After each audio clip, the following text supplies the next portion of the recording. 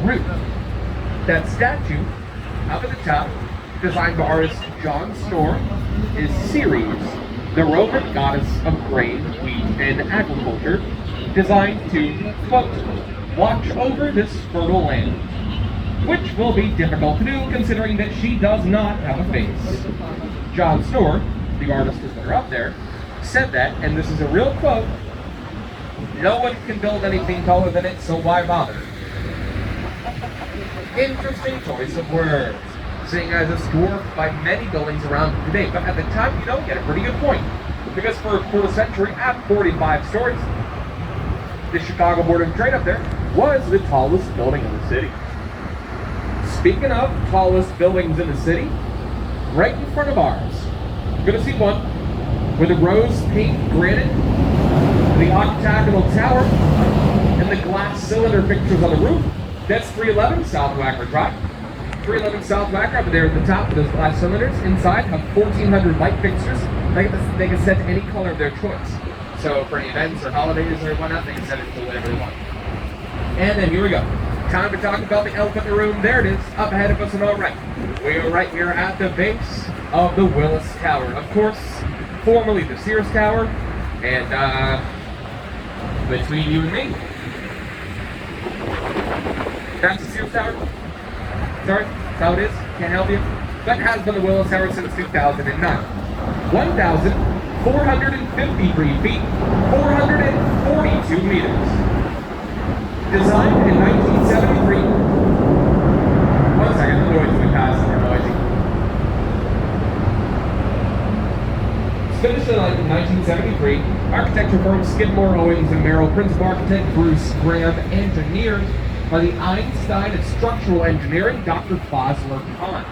Because of Dr. Kahn, the Willis Tower is more or less indestructible.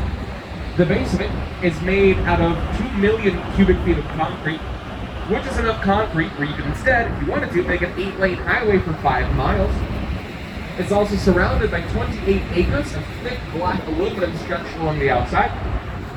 Inside the building is 760,000 tons of steel, which is enough to make about 50,000 cars out of.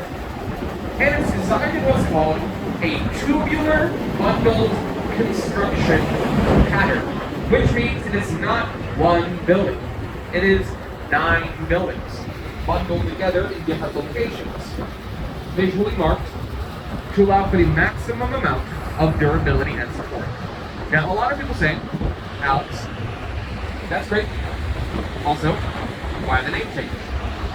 The answer, honestly, is a little bit more simple than you might think.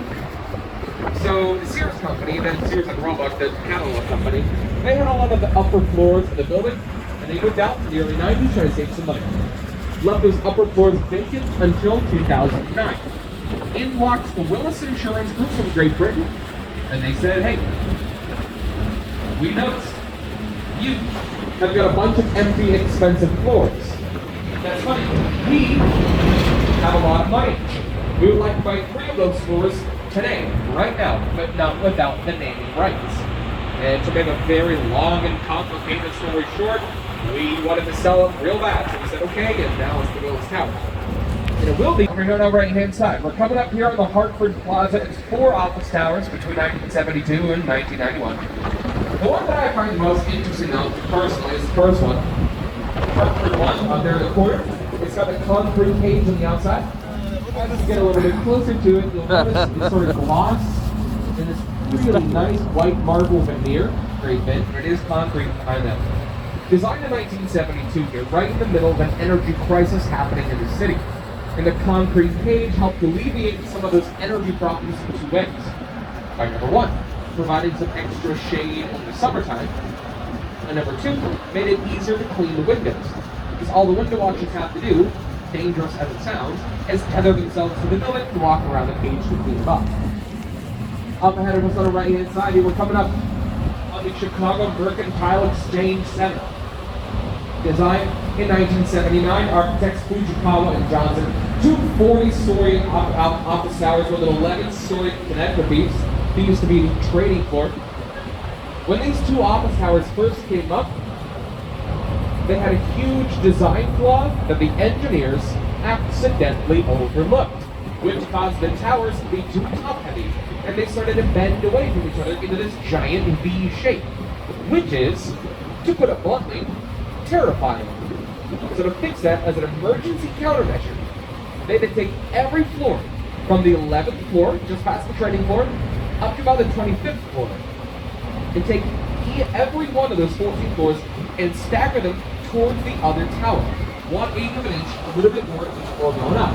So in essence, the weight from the bottom of the towers would slowly but surely pull the tops together and balance them back on top of each other, fixing their problem through weight and gravity.